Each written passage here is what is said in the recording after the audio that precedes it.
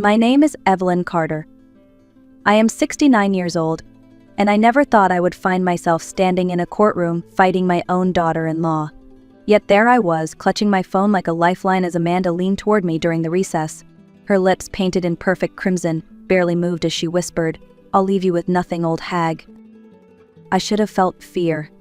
Instead, I smiled, because what Amanda did not know was that I had a secret, one that could unravel every carefully spun lie she had thrown into this courtroom. Judge Harper sat on the bench, her glasses sliding down her nose, her eyes scanning us both with the calm of a woman who had seen too many families torn apart over money. Amanda's lawyer had painted me as manipulative, a bitter old woman who had convinced my son Daniel to rewrite his will. They spoke as if Daniel had not been a thoughtful man, as if he had been nothing more than clay in my hands. Amanda looked the part of a grieving widow. Black suit, hair tied neatly in a bun, a string of pearls around her neck. She dabbed her eyes with a tissue at just the right moments, sighing for the benefit of the jury. She was good, I will give her that. Years in corporate sales had trained her to sell anything, even lies. But here's what happens when you reach my age. You develop instincts sharper than most people realize. I had seen the cracks in her act months before Daniel died, and now, inside this courtroom, she had pushed me into a corner. The thing about corners is that sometimes they give you the perfect angle to strike back. I tightened my grip on my phone and waited for the judge to call us back to order. Amanda thought she had me where she wanted, but Amanda was about to learn that Daniel's mother was not so easily defeated. The night that changed everything began at exactly 2:03 in the morning. I remember because I was staring at the red glow of the alarm clock on my nightstand, wondering if the ache in my chest was indigestion or something far worse. At my age, you do not ignore those kinds of questions. Then the phone rang, splitting the silence of the house in half. "Mrs. Carter," a steady voice said, "this is Officer Miller with the state police. I am afraid I have some difficult news." My breath caught in my throat. Even before he said the words, some part of me already knew. "There has been an accident," he continued. "Your son, Daniel Carter, was killed instantly when a semi-truck ran a red light on Route 19. The human brain does funny things when it is confronted with devastation." I heard the words. I understood them, but another part of me, stubborn and protective, insisted there had been a mistake. Not Daniel. Not my boy who called every Sunday without fail, who never forgot my birthday, who still brought me flowers on Mother's Day. I drove to the hospital in a fog, the road stretching endlessly before me. When I arrived, Amanda was already there. Her makeup had smeared into perfect streaks, and she clutched Daniel's wedding ring in her fist as though it were some holy relic. She collapsed into my arms. "He is really gone, Evelyn," she sobbed. For a moment, all my suspicions faded. For a moment, she was just a woman broken by loss, and I held her because that is what Daniel would have wanted me to do. But grief is a strange companion. It can strip away masks or make them stronger. In the days that followed, Amanda's grief began to look different to me. Calculated. Performed. While friends brought casseroles and neighbors left flowers, Amanda was already making calls, already planning a funeral that Daniel himself would have hated. The midnight call had taken my son. But what I did not know yet was that it had also opened the door to a battle I never imagined fighting with the very woman who had just cried on my shoulder. The days leading up to Daniel's funeral were a blur of phone calls, arrangements, and endless visitors. People meant well, I suppose, but every sympathy card, every bouquet, every hushed whisper only deepened the hollow ache in my chest. Amanda, meanwhile, seemed to thrive on the attention. She wanted everything big, the mahogany casket that cost more than Daniel's first car, a string quartet for the service, white roses imported from out of state. She said it was all to honor her husband's memory, but I knew my son. Daniel would have rolled his eyes at such extravagance. He was practical, grounded, a man who believed that love mattered more than luxury. Still, Amanda insisted, "People need to remember him properly," she said, brushing me aside when I suggested something simpler. Her tone made it clear that her definition of properly was about image, not remembrance. The day of the funeral arrived cold and gray. I wore Daniel's favorite color, a deep navy dress with a simple brooch, while Amanda swept in like a queen in black silk and pearls. She cried at the right moments, smiled graciously at guests, and never once looked as though her grief caught her off guard. Watching her was like watching a performance, each move rehearsed. 2 weeks later, I sat in a quiet law office with Amanda at my side, waiting for the reading of Daniel's will. She carried herself with the confidence of someone who believed the outcome was already secured. After all, wasn't it natural for everything to go to the widow? The lawyer adjusted his glasses and began. To my wife, Amanda Carter, I leave half of my life insurance policy and retirement accounts to support her future. Amanda gave a small nod, her lips pressed into a victorious smile. Then came the words that changed everything. To my mother, Evelyn Carter, I leave the family home at 214 Brookside Lane, with the hope that she will find comfort there. I also leave the remaining half of my life insurance and investments to ensure her security. Amanda's smile faltered, her eyes widened in disbelief, and a flush crept up her neck. That can't be right, she whispered, her voice sharp enough to cut. But it was right. Daniel had changed his will only weeks before his death. And in that moment, Amanda's mask of composure cracked, revealing the fury beneath. The battle lines were drawn, and I knew we were only at the beginning. The papers arrived on a Tuesday morning. I was in the garden watering Daniel's roses, the ones he had planted for me last spring, when a courier handed me a thick envelope. My hands shook as I opened it, but by the time I reached the second page, they were trembling for an entirely different reason. Amanda was suing me. The words leapt off the page like poison: undue influence, mental incapacity, fraudulent manipulation of a vulnerable individual. According to her lawsuit, I had coerced Daniel into rewriting his will during a moment of weakness, exploiting his recent health diagnosis to push her aside. I sat down on the garden bench, the sound of the water hose still running, soaking into the soil. The accusations were absurd. Daniel had been sharp as ever in his final months, handling his work, his finances, his friendships with the same clear mind he had always possessed. But Amanda's lawyer was clever. They knew they did not have to prove these claims beyond a reasonable doubt, just make them sound believable enough. That evening, my attorney, Richard Hall, sat across from me at the kitchen table. A family friend in his 70s with calm eyes and a steady voice, he had guided me through the estate after my husband's passing years earlier. "Evelyn," he said, his fingers resting on the documents, "their timing works against us. Daniel changed his will only 6 weeks before the accident. No history of sudden estate changes, no obvious disputes with Amanda. On paper, it looks suspicious." I wanted to argue, to shout that it was Amanda who looked suspicious, but I swallowed the words. The courtroom would not care about my gut instincts, they would care about evidence. Over the next weeks, Amanda and her attorney painted me as a manipulative mother who could not let go of her son, a woman desperate to secure financial security at any cost. Neighbors I had known for years were called to give statements, repeating harmless conversations I had once had about Amanda's spending habits, now twisted into accusations. The weight of it all pressed down on me.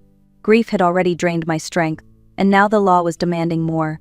Still, somewhere inside, a small flame burned steady. Amanda thought she could bury me under accusations, but she underestimated a mother's resolve. I had not raised Daniel to be weak, and I would not let her erase his final act of love. Just when I thought the walls were closing in, help came from the most unlikely source. 3 days after my deposition, there was a knock at my door. When I opened it, I found Tyler Green, the 16-year-old grandson of my neighbor, standing nervously on the porch with his phone in hand. "Mrs. Carter," he said, his voice cracking slightly, "I think you need to see something." Tyler was a good kid, always tinkering with his drone despite the neighborhood association's constant complaints.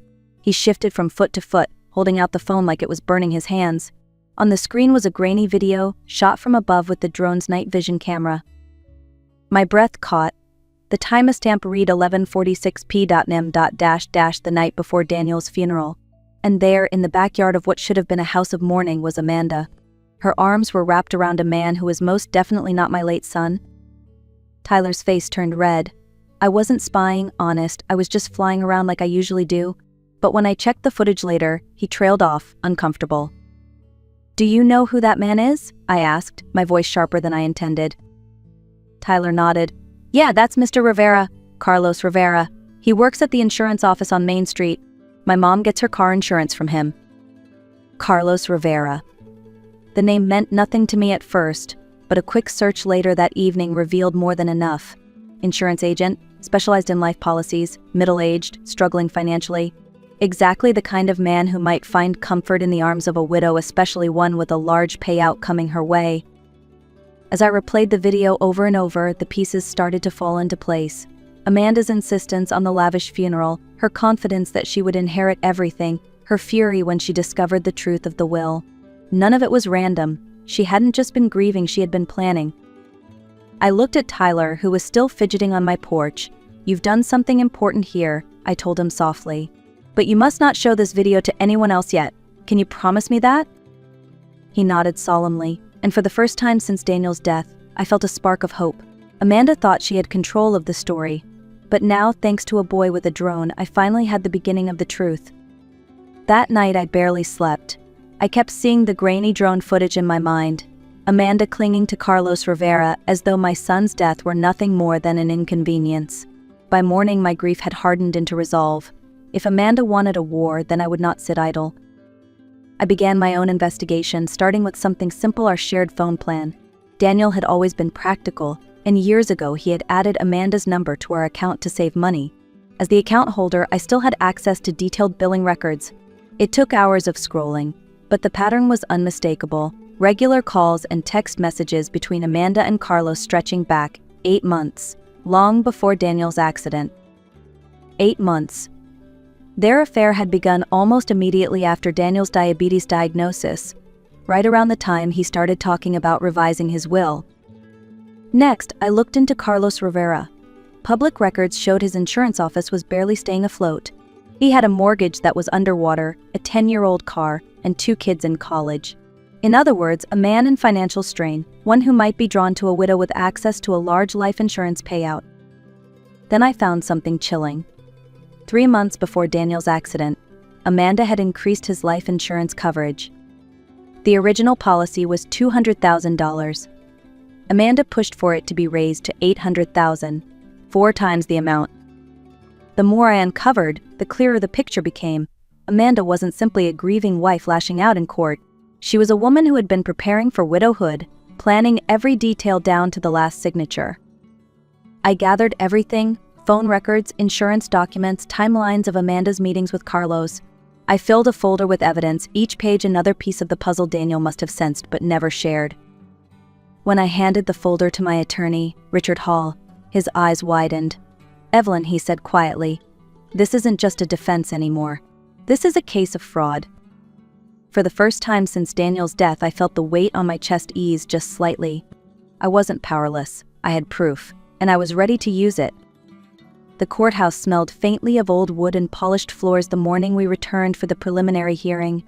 Amanda sat across the room at the plaintiff's table, her posture perfect, her black suit tailored to perfection, her eyes downcast in a performance of grief. I recognized it for what it was: theater. Her attorney, Patricia Lane, opened with fiery words. She painted me as a controlling mother who could not let go, a woman so desperate for security that I had manipulated my sick son into rewriting his will. Every detail of my Sunday dinners with Daniel was twisted into evidence of coercion. Every comment I had ever made about Amanda's spending habits was recast as venom. I listened in silence, clutching my notes and reminding myself that truth has its own weight, heavier than lies. When Patricia finally sat down, Richard Hall rose slowly, adjusting his glasses. His voice was calm, steady, the exact opposite of Patricia's drama. "Your Honor," he began, "this case is not about manipulation. It is about the truth of Daniel Carter's choices." He presented Daniel's medical records first. Daniel's doctor testified that his diabetes was under control, that his mental clarity was never in question.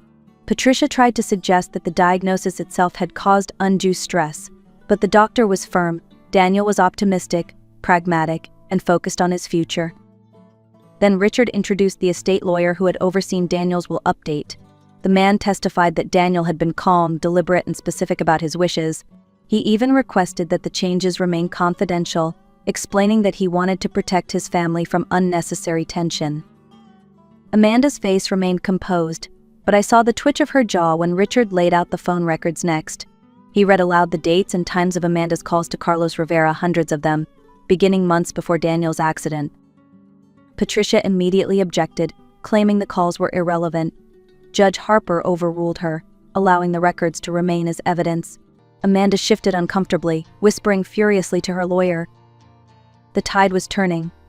For weeks Amanda had controlled the narrative, but now the cracks in her facade were widening. I sat a little taller in my chair, my heart pounding not with fear but with anticipation, because I knew the strongest evidence had yet to come. The courtroom grew tense as Richard motioned for the technician to prepare the next piece of evidence. Amanda tilted her head, clearly unsure of what was coming. I tightened my grip on the armrest, knowing this was the moment everything would shift. "Your Honor," Richard said, "we would like to present a video recording taken the night before Daniel Carter's funeral." The lights dimmed slightly as the screen flickered to life. Grainy footage filled the courtroom, night vision images from a drone. There was Amanda standing in the backyard, her arms wrapped tightly around Carlos Rivera. The timestamp read 11:46 p.m., less than 14 hours before the funeral service. The room fell silent. You could hear the hum of the fluorescent lights. Amanda's face went pale, her mouth opening as if to protest, then closing again. "That's not what it looks like," she blurted finally, her voice shrill. "Carlos was just comforting me." Judge Harper raised an eyebrow. "Comfort looks different to most people, Miss Carter." Richard did not waste a moment. He confirmed the video's authenticity, citing the drone metadata and Tyler Green, the teenager who had captured it. The judge nodded, unimpressed with Amanda's excuses. But Richard wasn't finished. He pulled a sealed envelope from his briefcase, his expression solemn. "Your Honor, we also submit a handwritten letter from Daniel Carter, dated 2 days before his death." He began to read aloud. Daniel's words filled the courtroom, careful, steady, unmistakably his. He wrote of suspicions about Amanda, of evidence he had uncovered, of his decision to change his will to protect his mother. He explained how he reduced the insurance coverage and altered the beneficiary structure. By the time Richard finished, tears blurred my vision. Daniel had known. My son had spent his final days not in confusion, but in clarity. He had chosen to shield me from the storm Amanda was preparing. Amanda sat frozen, her face a mask of disbelief. The jury exchanged glances, the weight of the letter sinking in. For weeks Amanda had tried to paint me as manipulative, but now the truth stood in her place. Daniel himself had spoken from beyond the grave, and his voice carried more power than all her lies combined. The final day of the hearing dawned crisp and bright. Though my heart was heavy as I entered the courthouse, I wore Daniel's favorite purple scarf pinned with my late husband's small silver tie clip. It was my way of carrying them both with me into battle. Amanda arrived looking like a shadow of herself. The polished widow's facade had cracked. Her black suit was wrinkled, her hair hastily tied back, and the circles under her eyes betrayed sleepless nights. She avoided my gaze as she slipped into her chair beside Patricia Lane. Judge Harper called the court to order. Richard presented Daniel's letter one final time, along with the handwriting expert's testimony confirming its authenticity. He reminded the court of Daniel's clarity of mind, his deliberate choices, and the undeniable evidence of Amanda's betrayal. Patricia attempted a closing argument, but it rang hollow. She claimed Daniel's words were written in paranoia, that grief and illness had clouded his judgment. The jury sat stone-faced, unmoved. After a short recess, Judge Harper returned with her decision. In the matter of Daniel Carter's estate, she declared, "I find no evidence of undue influence, incapacity, or fraud on the part of Evelyn Carter. The will dated 6 weeks before Mr. Carter's death is valid and will be upheld as written." Amanda's head dropped into her hands. The gavel struck, echoing like thunder in the chamber. But the judge wasn't finished. She leveled her gaze at Amanda. "Furthermore, given the evidence presented, I am referring this matter to the district attorney's office for potential investigation into insurance fraud and conspiracy. Miss Amanda Carter, you are advised to retain criminal counsel." Gasps rippled through the room. Amanda sat frozen, her carefully planned future crumbling before her. Patricia closed her briefcase without a word. 3 weeks later, Amanda was arrested. Carlos Rivera cooperated with investigators, his testimony confirming what we had already known. The woman who had tried to take everything from me ended up losing far more than she imagined. As for me, I walked out of that courthouse with Daniel's will intact, my dignity restored, and the weight of truth on my side. Justice had spoken, and this time it was in my favor. The house feels different now, quiet, steady, yet filled with Daniel's presence. His books still line the shelves, his garden still blooms with the roses he planted for me, and his laughter seems to echo in the walls whenever I sit alone at the kitchen table. Every Sunday, I still make dinner for one. I keep Daniel's chair in its place, untouched, a reminder that love does not fade just because a life ends. There are evenings when grief sneaks in, But then I remember his letter, his words of protection, his careful planning. He gave me more than an inheritance, he gave me the assurance that I was never alone in his heart. Tyler still stops by sometimes with his drone, eager to show me the colors of a sunset or the flight of migrating birds. He probably doesn't fully grasp how much his video changed the course of my life. I make sure to thank him each time, and I hope he carries that lesson with him. The smallest actions can carry the greatest weight. Amanda may have tried to steal Daniel's legacy, but in the end she only exposed her own betrayal. What she intended for destruction became the foundation of my strength. If there is a lesson in all this, it is simple. Love and truth endure, even when lies roar the loudest. My son chose honesty, even in the face of heartbreak, and his choice protected me when I could not protect myself. Thank you for listening to my story. If it touched you, please like this video, share it with someone who needs courage today, and leave a comment below. Tell me where you are watching from, I would love to know. And if you want more stories of quiet strength and justice, make sure to subscribe.